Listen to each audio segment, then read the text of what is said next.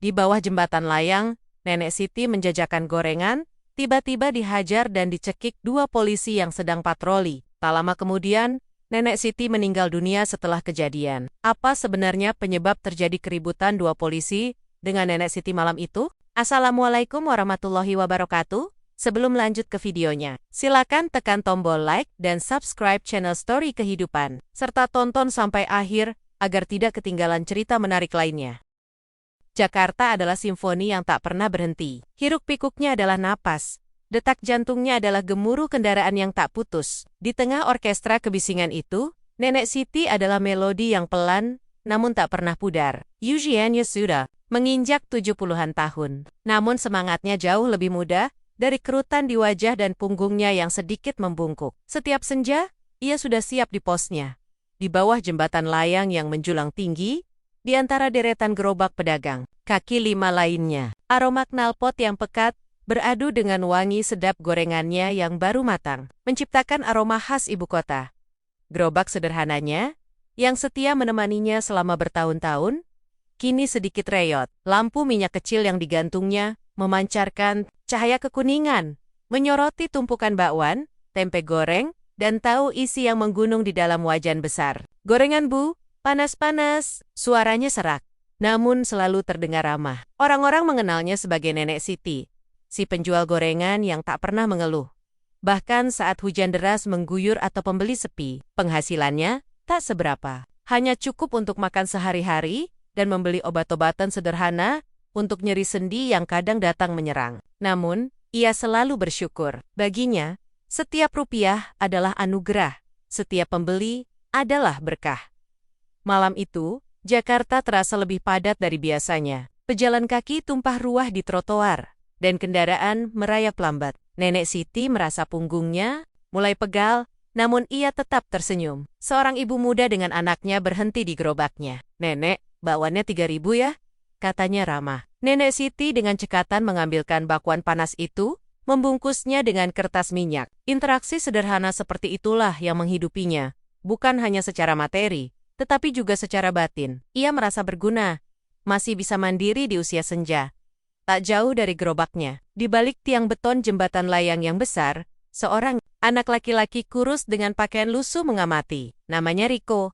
Usianya sekitar 12 tahun, rambutnya acak-acakan, dan matanya memancarkan kesepian yang dalam. Riko adalah salah satu dari sekian banyak anak jalanan yang menjadikan kolong jembatan ini sebagai rumah. Ia sudah lama memperhatikan Nenek Siti. Melihat ketekunan wanita tua itu, ada rasa kagum dan iba yang tumbuh di hatinya. Nenek Siti adalah satu-satunya orang di tempat itu yang selalu memberinya senyum hangat saat pandangan mereka berpapasan. Kadang bahkan menyelipkan sepotong tahu isi gratis jika Nenek Siti merasa rezekinya sedang lancar. Riko tak berani mendekat, hanya mengagumi ketabahan Nenek Siti dari kejauhan. Malam semakin larut, dan pembeli mulai berkurang. Nenek Siti mulai membereskan dagangannya, memasukkan sisa gorengan ke dalam kotak, dan memadamkan lampu minyak. Ia menghela napas panjang, bersiap untuk perjalanan pulang ke gubuk kecilnya yang tak jauh dari sana. Tiba-tiba, langkahnya terhenti. Dua orang pria berseragam coklat gelap, dengan lencana berkilauan di dada, melintas tak jauh dari gerobaknya. Mereka adalah dua orang oknum polisi yang sedang berpatroli, langkah mereka tegap, dan ekspresi mereka kaku. Nenek Siti, yang sudah kelelahan dan pandangannya sedikit kabur di bawah penerangan temaram, tak sengaja menyenggol bahu salah satu dari mereka saat ia hendak meraih botol minyak kosong. Sedikit cipratan minyak goreng menodai seragam coklat pekat sang polisi. Mata Nenek Siti membulat. Ketakutan langsung menyergapnya. Ia tahu, di jalanan ini, salah sedikit bisa berakibat fatal. Ini adalah awal dari sesuatu yang tidak pernah ia duga. Cipratan minyak di seragam coklat gelap itu mungkin hanya noda kecil, tapi bagi Nenek Siti, rasanya seperti mengotori seluruh dunianya. Ia membeku. Pria berseragam itu, yang berbadan tegap dengan rahang keras dan mata tajam, menoleh dengan gerakan cepat. Ekspresi wajahnya berubah masam. Aroma gorengan yang tadinya sedap, kini terasa pahit di lidah Nenek Siti. "AP," suara berat itu menggelegar, membelah keramaian malam. Nada bicaranya penuh amarah, membuat Nenek Siti semakin gemetar. Penjual di gerobak sebelah, yang tadinya sibuk melayani pembeli, langsung menunduk, pura-pura tak melihat. Beberapa pasang mata di sekitar mereka mulai melirik. Namun, tak ada yang berani mendekat. Rasa takut adalah perisai tak kasat mata yang menyelubungi suasana jalanan Jakarta. Ampun, Pak. Saya tidak sengaja. Nenek Siti tergagap, tangannya terulur, mencoba menjelaskan. Ia ingin sekali membersihkan noda itu. Namun tangannya terlalu gemetar untuk bergerak. Matanya memohon, berusaha menyampaikan ketidaksengajaannya. Namun, permohonan itu seperti angin lalu bagi dua orang oknum polisi tersebut. Tidak sengaja katamu? Seragam ini mahal tahu. Seragam dinas ini harus selalu bersih. Bentak polisi berwajah garang itu, langkahnya mendekat, mengikis jarak antara dirinya dan Nenek Siti. Mau ganti rugi berapa kau? Atau bersihkan ini sekarang juga? Tangannya menunjuk noda di seragamnya dengan gerakan kasar air mata mulat, menggenang di pelupuk mata Nenek Siti. Ia sudah lelah, tubuhnya pegal, dan sekarang ia harus menghadapi kemarahan yang tak beralasan ini. Saya tidak punya uang sebanyak itu, Pak. Biar saya bersihkan. Nenek Siti mencoba meraih lap bersih yang selalu ia bawa, namun gerakan tangannya terlalu lambat, terlalu rapuh. Sudah, banyak omong saja. Sebelum Nenek Siti sempat meraih lapnya, polisi itu mendorong bahu Nenek Siti dengan sangat kasar. Nenek Siti yang sudah renta dan kehilangan keseimbangan, tak sanggup menahan dorongan itu. Tubuhnya oleng, terhuyung, dan kemudian terjatuh. Wajan gorengannya yang panas ikut terguling. Minyak panas dan bekwan-bekwan renyah berserakan di aspal. Yang coder, minyak merembes, bercampur debu dan remah-remah. Aroma sedapnya berganti menjadi bau hangus yang menyengat. Riko, yang masih bersembunyi di balik tiang, merasakan jantungnya mencelos. Ia melihat semuanya. Nenek Siti tergeletak di samping dagangannya yang hancur, matanya terpejam menahan perih, baik fisik maupun batin. Wajahnya pucat pasi, dan sepasang sandal jepitnya terlepas dari kaki. Riko ingin sekali berlari, berteriak, menolong wanita tua yang selalu baik padanya itu. Namun, tubuh kecilnya seolah terpaku. Kakinya lemas, dan suaranya tertahan di tenggorokan. Rasa takut yang begitu besar membekapnya. Ia tak berdaya. Kedua oknum polisi itu, setelah melihat Nenek Siti tergeletak dan dagangannya hancur, justru tak menunjukkan sedikit pun penyesalan. Mereka hanya saling pandang, seolah memastikan tidak ada yang melihat, lalu berbalik pergi. Langkah mereka terburu-buru, tak menoleh lagi ke arah Nenek Siti yang teronggok lemah tak berdaya, di tengah sisa rezeki malamnya yang hancur. Mereka menghilang di antara keramaian malam, seolah tak ada yang terjadi. Nenek Siti berusaha bangkit. Dengan tangan gemetar, ia mencoba menumpu tubuhnya. Nyeri menusuk di pinggul dan sikunya yang terbentur aspal. Air mata tak bisa lagi ia bendung, mengalir deras membasahi pipi keriputnya. Bukan hanya karena sakit fisik, tetapi juga karena rasa sakit hati yang teramat sangat. Di bawah terangnya lampu jalanan, ia merasa begitu kecil, begitu tak berdaya. Dagangannya berserakan, rezekinya malam itu pupus. Beberapa orang akhirnya mendekat, mencoba membantu, namun Nenek Siti hanya bisa terisak. Malam yang seharusnya membawa berkah, kini berubah menjadi mimpi buruk yang pahit. Kisah Nenek Siti yang teraniaya di bawah jembatan layang, tak butuh waktu lama untuk menyebar. Jakarta memang kota yang tak tidur. Dan di era digital, mata-mata tak kasat mata selalu siap merekam. Beberapa warga yang menyaksikan insiden keji itu, secara diam-diam, merekam momen tersebut dengan ponsel mereka. Video singkat dan foto-foto Nenek Siti yang tergeletak lemah di antara rema-rema gorengannya, dengan wajah pucat dan mata nanar, mulai beredar. Awalnya hanya di grup percakapan kecil. Namun dalam hitungan menit, badai kemarahan publik mulai terbentuk.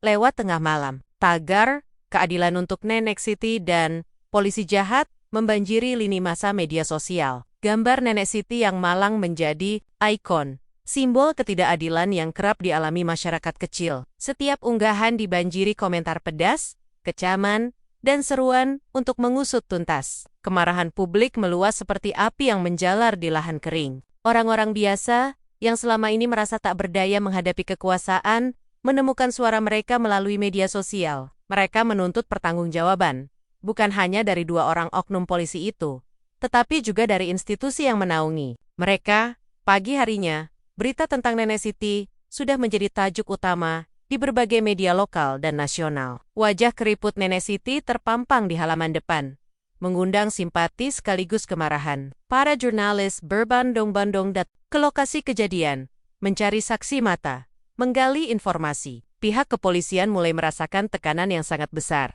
Awalnya, Mereka mengeluarkan pernyataan resmi yang terkesan membela diri, menyebut insiden itu sebagai kesalahpahaman kecil dan akan diselesaikan secara internal. Namun, gelombang protes dari masyarakat yang semakin membesar membuat mereka tak punya pilihan lain. Janji untuk mengusut tuntas kasus ini, menangkap para pelaku, dan memberikan sanksi tegas mulai disuarakan. Masyarakat hanya bisa menunggu, berharap janji itu bukan sekadar bualan belaka.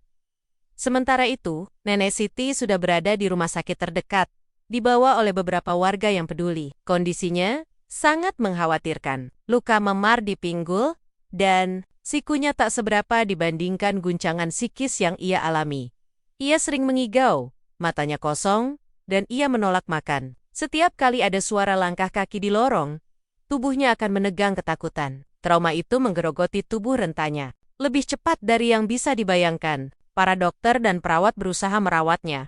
Namun mereka tahu, luka di hati Nenek Siti jauh lebih sulit diobati. Rico, si anak jalanan, tetap mengamati semua perkembangan ini dari jauh. Ia membaca koran bekas yang berserakan, mendengarkan obrolan orang-orang di warung kopi. Nama Nenek Siti disebut-sebut di mana-mana. Ia tahu, ia adalah satu-satunya saksi kunci yang melihat seluruh kejadian dari awal hingga akhir. Ketakutan masih mencengkeramnya. Ia sering melihat bayangan oknum polisi. Itu yang mendorong Nenek Siti hingga terjatuh. Siliwala mereka akan kembali mencarinya. Jika ia berbicara, apakah ia akan aman? Apakah ia akan disakiti juga? Konflik batin berkecamuk di dalam benaknya yang masih belia. Ia ingin Nenek Siti mendapatkan keadilan, tapi ia terlalu takut untuk menjadi bagian dari hiruk-pikuk ini. Setiap hari, ia berpindah-pindah tempat, mencari sudut tersembunyi agar tak ada yang menemukannya, terutama mereka yang berseragam coklat itu. Janji penegak hukum untuk mengusut kasus Nenek Siti awalnya disambut dengan secerca harapan. Di bawah tekanan media dan gelombang kemarahan publik yang tak kunjung surut, 2 orang oknum polisi yang terlibat insiden itu akhirnya ditangkap. Proses hukum awal memang berjalan, namun terkesan lambat dan penuh kerahasiaan. Masyarakat merasa ada yang ditutupi, seolah ada tenggon-tenggon tak terlihat yang mencoba meredam isu ini. Kecurigaan publik semakin menguat. Sementara itu, di bangsal rumah sakit yang sepi, kondisi Nenek Siti terus memburuk secara drastis. Ia tak lagi mengigau, kini ia hanya terbaring lemah. Sesekali merintih pelan. Luka fisik akibat dorongan itu memang tidak parah, hanya memar dan beberapa goresan. Namun, trauma batin yang mendalam, rasa sakit karena diperlakukan semena-mena, dan guncangan psikis yang hebat telah menghantam tubuh rentanya tanpa ampun. Nafsu makannya hilang sama sekali, dan setiap suap makanan yang diberikan perawat selalu ia muntahkan. Tatapan matanya kosong, seolah jiwanya sudah pergi jauh meninggalkan raganya yang ringkih. 3 hari setelah insiden itu, sebuah kabar duka menyelimuti seantero Jakarta, bahkan hingga ke pelosok negeri. Nenek Siti, si penjual gorengan yang tabah, telah meninggal dunia. Berita itu menyebar cepat, mengejutkan banyak orang, dan mengubah duka menjadi kemarahan yang membara. Publik merasa ini bukan sekadar kematian biasa. Bagaimana mungkin seorang wanita yang tadinya masih berjualan, tiba-tiba meninggal dunia hanya beberapa hari setelah mengalami penganiayaan? Kecurigaan terhadap adanya faktor lain di balik kematiannya semakin kuat. Kematian Nenek Siti memicu gelombang protes yang jauh lebih besar. Demonstrasi damai digelar di depan kantor polisi dan gedung-gedung pemerintahan. Spanduk bertuliskan keadilan untuk Nenek Siti dan usut tuntas pembunuhan Nenek Siti memenuhi jalanan. Tuntutan untuk reformasi di tubuh kepolisian semakin lantang disuarakan. Masyarakat menuntut keadilan sejati, bukan hanya sekadar penangkapan 2 oknum polisi yang terlibat, melainkan pengungkapan penyebab sebenarnya di balik kematian mendadak wanita renta itu. Mereka merasa ada misteri yang menggantung. Sebuah kejanggalan yang tak bisa dijelaskan oleh sekadar luka-luka dan guncangan. Di tengah badai ketidakpuasan publik ini, Mengkula Dwi, seorang jurnalis investigasi yang dikenal karena kegigihan dan instingnya yang tajam. Dewi adalah seorang wanita muda yang cerdas, dengan rambut sebahu dan sorot mata yang penuh tekad. Ia membaca setiap berita, menonton setiap tayangan, dan merasakan adanya kejanggalan yang sangat kuat dalam kasus Nenek Siti. Ia tidak percaya bahwa Nenek Siti meninggal hanya karena didorong dan trauma. Instingnya mengatakan ada sesuatu yang jauh lebih gelap di balik kasus ini, sebuah kebenaran yang sengaja ditutupi. Tanpa pikir panjang, Dewi mulai mengumpulkan berkas-berkas kasus, mewawancarai siapapun yang mungkin memiliki informasi, dan merasakan panggilan hati untuk mengungkap misteri yang menyelimuti kematian Nenek Siti. Ia tahu, perjalanan ini tidak akan mudah, namun ia bertekad untuk menjadi suara bagi almarhumah Nenek Siti, yang kini tak bisa lagi bersuara. Dewi, dengan intuisi tajamnya sebagai seorang jurnalis investigasi, tidak puas dengan penjelasan resmi tentang kematian Nenek Siti. Baginya, ada benang merah yang tersembunyi, sebuah kejanggalan yang terus mengusik pikirannya.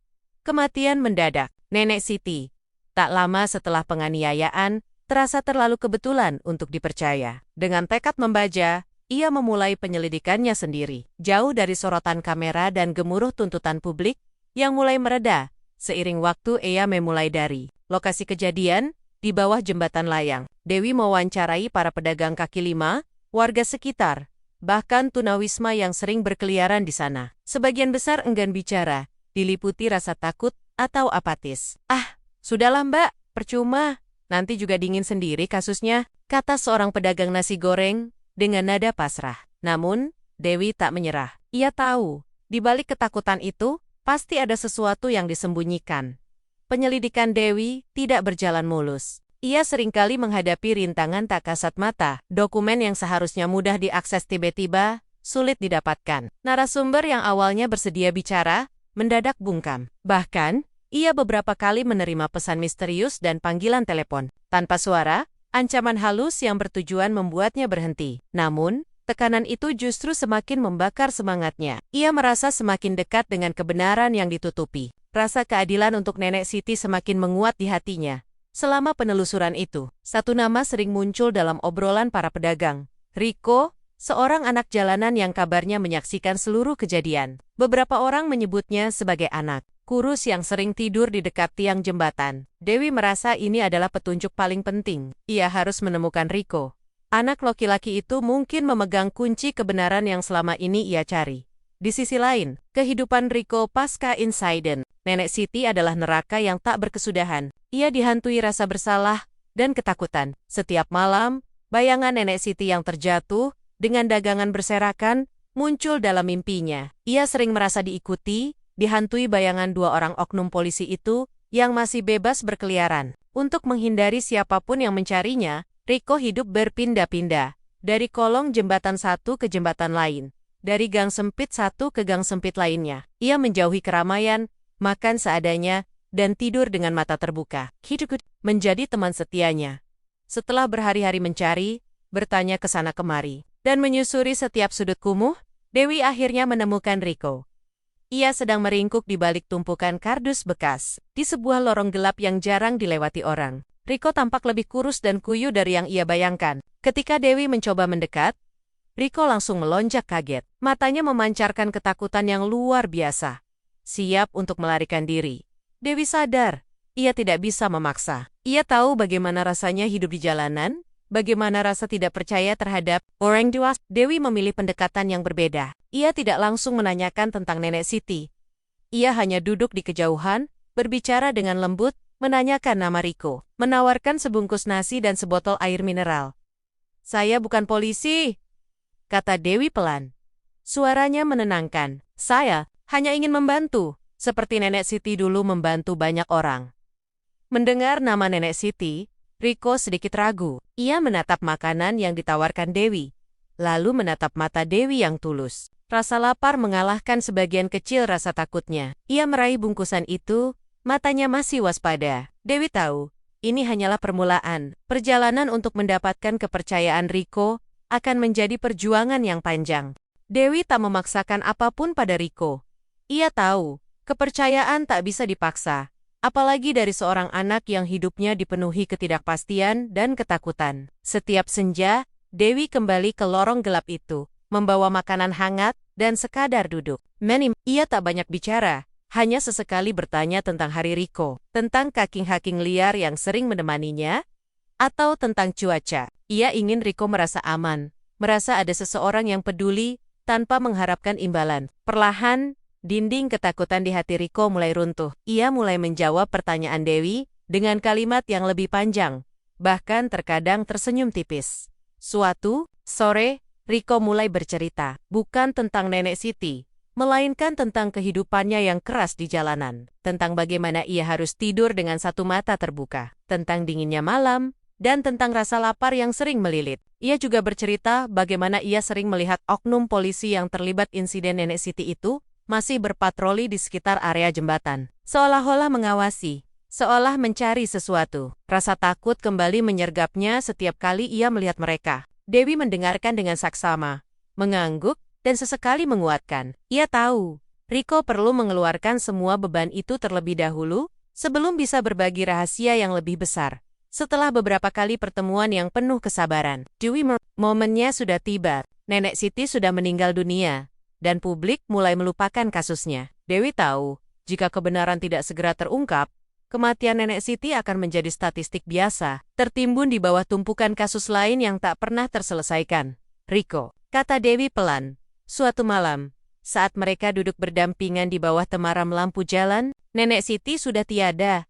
Banyak orang merasa sedih dan marah. Mereka ingin tahu apa yang sebenarnya terjadi padanya. Kamu tahu, kan, bagaimana Nenek Siti dulu selalu baik sama kamu? Riko, bayangan Nenek Siti dengan senyum ramahnya melintas di benaknya. Rasa bersalah karena tidak bisa menolongnya dulu, tiba-tiba menghantamnya lagi. Air mata mulai menggenang di matanya.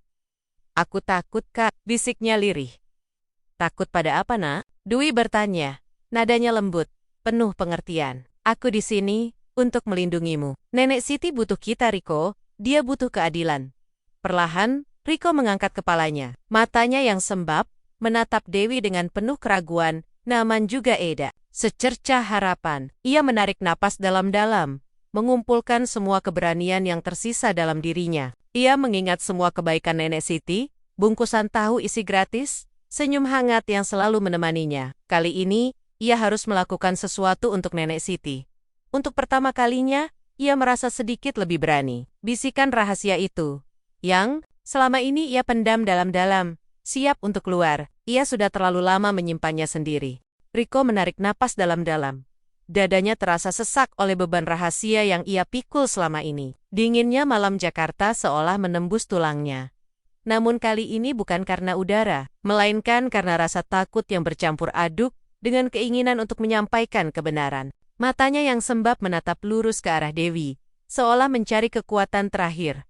Aku lihat, Kak, Riko memulai, suaranya nyaris berbisik, serak. Waktu itu, Nenek Siti lagi mau bersihin seragam Pak Polisi yang kena minyak. Daya udah gemetar banget. Riko menelan ludah, mengingat kembali adegan mengerikan itu dengan detail yang menghantui. Terus salah satu Pak Polisi itu, dia gerakin tangannya cepat banget ke leher Nenek Siti. Dewi terpaku, jantungnya berdebar kencang. Ia mengamati setiap ekspresi di wajah Riko, mencari keraguan atau kebohongan. Namun, yang ia lihat hanya ketakutan murni dan kejujuran yang pahit. Gerakin tangan, maksudmu apa, Riko? Dewi berusaha menjaga suaranya, tetap tenang. Walau di dalam hatinya, sudah ada firasat buruk yang mencengkram. Riko mengangguk. Iya, Kak, kayak dia nyuntikin sesuatu. Cepat banget, cuma sedetik. Terus, Nenek Siti langsung lemas, Kak. Langsung jatuh. Bukan cuma karena didorong, air mata Riko tumpah, membasahi pipi kotornya. Dia udah lemas duluan, Kak. Abis itu baru didorong, kayak sengaja, biar kelihatan dia cuma jatuh karena didorong. Pernyataan Riko menghantam Dewi seperti sambaran petir di tengah malam. Semua potongan teka-teki yang selama ini mengganjal tiba-tiba tersambung, membentuk gambaran yang mengerikan. Ini bukan lagi sekadar kasus penganiayaan. Ini adalah pembunuhan. Nenek Siti tidak meninggal karena luka atau guncangan psikis biasa. Ia dibunuh. Sebuah suntikan misterius dilakukan secara licik untuk menghilangkan nyawa seorang wanita renta yang tak berdaya. Amarah membara dalam diri Dewi. Rahangnya mengeras dan tangannya mengepal. Ia menatap Riko dengan mata berkaca-kaca, merasakan kesedihan yang mendalam untuk Nenek Siti dan kemarahan yang membabi buta pada para pelaku. Kamu yakin, Riko? Kamu benar-benar melihatnya? Dewi bertanya lagi. Kali ini suaranya sedikit bergetar, memastikan setiap detail. Riko mengangguk kuat. Yakin, Kak? Aku lihat jelas. Aku di belakang tiang, dekat banget. Aku lihat dia nyuntikin sesuatu yang kecil itu. Ia menunjuk lehernya sendiri, menunjukkan titik di mana ia melihat suntikan itu dilakukan.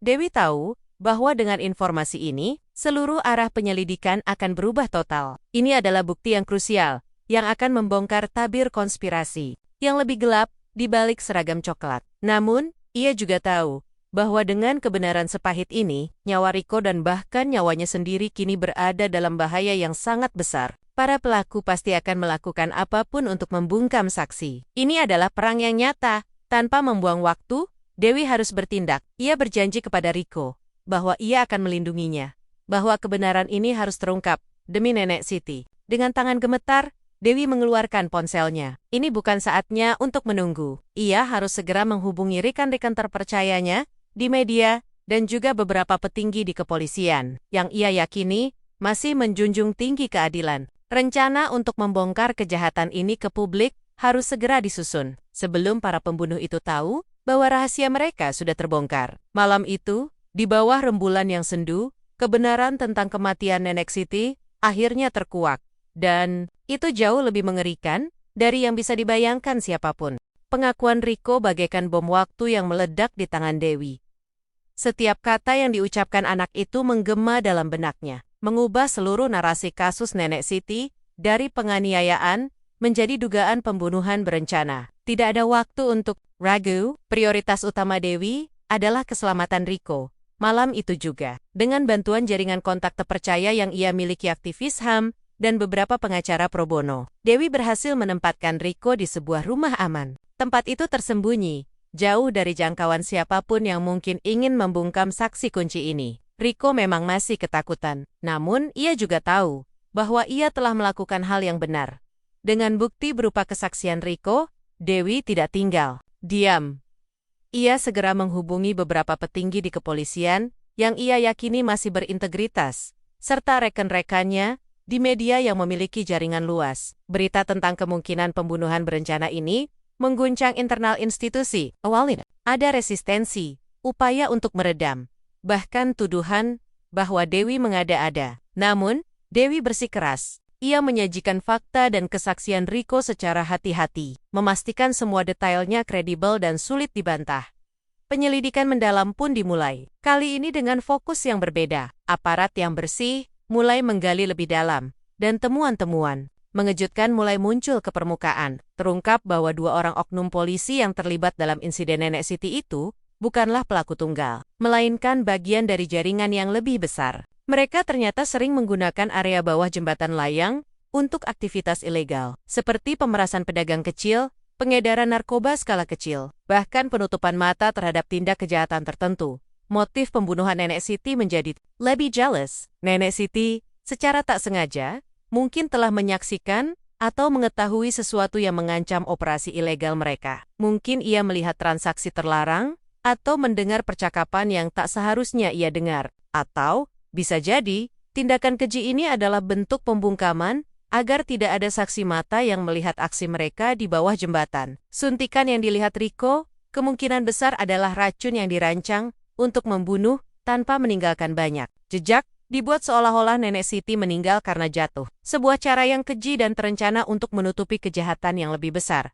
Tentu saja, pihak-pihak yang terlibat dalam konspirasi ini tidak tinggal diam. Ancaman-ancaman terhadap Dewi dan Rico semakin terang-terangan. Nomor telepon Dewi tak berhenti menerima panggilan misterius, dan ada beberapa percobaan untuk meretas data-datanya. Informasi palsu mulai disebarkan di media sosial, mencoba mendiskreditkan Rico dan Dewi. Namun, Dewi dan timnya sudah siap. Mereka menggunakan taktik media untuk membalikkan serangan itu. Merilis sebagian kecil informasi yang menguatkan kesaksian Rico, dan terus mengipasi api kemarahan publik yang sempat mereda. Publik kembali geram. Mereka menuntut penyelidikan yang transparan dan adil, bukan hanya untuk Nenek Siti, tetapi juga untuk mengungkap seluruh jaringan kejahatan yang kini mulai terkuak. Dengan tekanan publik yang luar biasa dan bakti-bakti baru yang tak terbantahkan, beberapa oknum polisi lain yang terindikasi terlibat dalam konspirasi mulai ditangkap. Kasus Nenek Siti, yang awalnya dianggap kasus kecil penganiayaan, kini menjadi pintu gerbang untuk membongkar kejahatan terorganisir yang telah lama bercokol. Di balik seragam penegak hukum, badai keadilan telah dimulai, dan tak ada kekuatan yang bisa menghentikannya. Ruang sidang utama Pengadilan Negeri Jakarta Pusat dipenuhi sesak. Kasus Nenek Siti telah bertransformasi dari penganiayaan jalanan menjadi sorotan nasional, sebuah simfoni tuntutan keadilan yang bergema di seluruh negeri. Para pelaku, termasuk oknum polisi yang terbukti menyuntikkan racun kepada Nenek Siti, kini duduk di kursi pesakitan. Wajah mereka tegang, dan mata mereka sesekali melirik sinis ke arah Riko. Proses persidangan berlangsung sangat alot dan penuh drama. Tim pengacara, pembela berusaha keras meragukan kredibilitas Riko sebagai saksi kunci. Mereka menyerang latar belakang Riko sebagai anak jalanan, mencoba menggambarkan kesaksiannya sebagai karangan belaka atau imajinasi liar seorang anak yang trauma. Bagaimana mungkin anak di bawah umur yang hidup di jalanan dapat memberikan kesaksian? Yang valid, Hardik, salah satu pengacara pembela, berusaha menjatuhkan mental Riko. Namun, Dewi berdiri teguh di samping Riko, menjadi perisai dan suaranya. Ia telah mempersiapkan Riko dengan matang, membantunya mengingat setiap detail, dan memberikan dukungan moral yang tak tergoyahkan. Setiap kali Riko disudutkan, Dewi akan bangkit, memberikan argumen balik yang kuat, didukung oleh bukti-bukti forensik dan kesaksian tidak langsung dari beberapa pedagang lain yang mulai berani bicara. Riko, meskipun masih terlihat gemetar, menunjukkan keberanian luar biasa. Dengan suara yang kadang tersendat, ia menceritakan apa yang ia lihat malam itu, tanpa sedikit pun keraguan. Kejujurannya yang polos justru menyentuh hati banyak orang. Di ruang sidang, selama persidangan satu persatu, benang kusut konspirasi mulai terurai. Dari kesaksian para terdakwa yang akhirnya pecah, hingga bukti-bukti digital yang berhasil dilacak tim investigasi, terkuaklah jaringan kejahatan yang lebih luas. Terlibat di dalamnya bukan hanya oknum polisi rendahan, tetapi juga beberapa pejabat tinggi yang selama ini melindungi praktik korupsi dan kejahatan terorganisir di wilayah tersebut. Mereka telah memanfaatkan kekuasaan mereka untuk memeras, mengedarkan barang haram, dan membungkam siapapun yang menghalangi. Kematian Nenek Siti hanyalah puncak gunung es dari kebobrokan yang telah lama mengakar. Kasus ini menjadi pelajaran berharga bagi seluruh bangsa. Media massa tak henti-hentinya menayangkan perkembangan persidangan, memicu perdebatan sengit di masyarakat tentang reformasi di tubuh kepolisian dan penegakan hukum yang adil bagi semua, tanpa memandang status sosial. Nama Nenek Siti, yang dulunya hanya seorang penjual gorengan sederhana, kini menjadi simbol perlawanan terhadap ketidakadilan dan korupsi.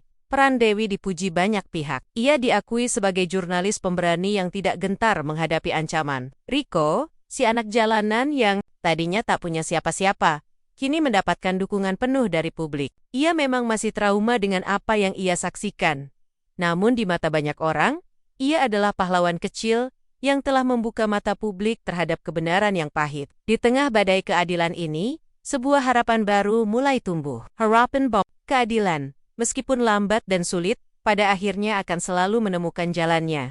Setelah berbulan-bulan persidangan yang melelahkan dan penuh tekanan, palu hakim akhirnya diketuk. Ruang sidang hening seketika, menanti putusan yang akan mengubah banyak hal. Keadilan, yang sempat terasa begitu jauh dan mustahil bagi Nenek Siti, kini menemukan jalannya. Pengadilan menjatuhkan vonis berat kepada oknum polisi yang terbukti menjadi pembunuh Nenek Siti, serta beberapa petinggi yang terlibat dalam jaringan kejahatan terorganisir. Mereka semua dinyatakan bersalah atas tuduhan pembunuhan berencana, korupsi, dan berbagai tindak pidana lainnya. Putusan itu disambut dengan desiran napas lega dari publik, seolah beban berat yang selama ini menindih, akhirnya terangkat. Kasus Nenek Siti, yang dimulai dari sebuah insiden kecil di bawah jembatan layang, ternyata membuka kotak Pandora yang berisi praktik kebobrokan sistematis. Dampaknya terasa sangat besar di seluruh institusi kepolisian. Masyarakat menuntut reformasi menyeluruh, peningkatan pengawasan internal, dan pembersihan dari oknum-oknum yang mencoreng nama baik penegak hukum. Proses evaluasi dan perbaikan pun mulai digalakkan, meskipun perjalanannya masih panjang. Namun, setidaknya, kasus ini menjadi titik balik penting. Sebuah pengingat bahwa keadilan tidak bisa dibungkam oleh seragam ataupun kekuasaan. Bagi Riko, hidupnya tak lagi sama. Ia kini berada di bawah perlindungan penuh negara, di sebuah ramah aman yang hangat. Dengan bantuan Dewi dan beberapa organisasi sosial yang tergerak, ia mendapatkan kesempatan yang tak pernah ia bayangkan sebelumnya. Sekolah, Riko mulai belajar membaca dan menulis, mengejar ketertinggalan pendidikannya. Trauma memang masih membayangi, Namun ia tidak lagi hidup dalam ketakutan. Ia menemukan tujuan baru, secercah harapan untuk masa depan yang lebih baik. Ia tahu telah melakukan hal yang benar, dan Nenek Siti pasti tersenyum dari alam baka. Nenek Siti, si penjual gorengan sederhana, kini dikenang sebagai simbol ketabahan dan perjuangan melawan ketidakadilan. Kisahnya diceritakan dari mulut ke mulut, menjadi pengingat bagi banyak orang bahwa setiap nyawa, tak peduli sekecil apapun, memiliki nilai yang tak terhingga. Monumen kecil didirikan di bawah jembatan layang, di tempat ia biasa berjualan. Sebuah plakat sederhana bertuliskan namanya, sebagai penghormatan dan pengingat akan kebenaran yang pahit, namun akhirnya terungkap. Dewi, sang jurnalis investigasi, yang gigih, terus melanjutkan perjuangannya. Ia semakin dikenal dan dihormati dalam dunia jurnalistik. Kasus Nenek Siti telah membuktikan bahwa pena dan keberanian seorang jurnalis mampu mengguncang kekuasaan dan membawa perubahan. Ia tak berhenti di sini, bertekad untuk menjadi suara bagi mereka yang tertindas, mencari kebenaran di balik setiap tabir yang coba ditutap-tutipai. Jakarta, kota yang tak pernah tidur, kini memiliki kisah heroik baru. Di balik hiruk-pikuknya, di antara gudang-gedang pencakar langit dan kemacetan abadi, ada secercah cahaya yang menyinari. Kisah Nenek Siti menjadi bukti bahwa di tengah kegelapan selalu ada harapan, bahwa kebenaran akan selalu menemukan jalannya, meskipun harus melalui jalan yang berliku, didorong oleh keberanian dan ketulusan hati orang-orang yang peduli. Kota ini telah berubah, sedikit demi sedikit, menjadi tempat di mana keadilan tidak lagi menjadi mimpi yang mustahil.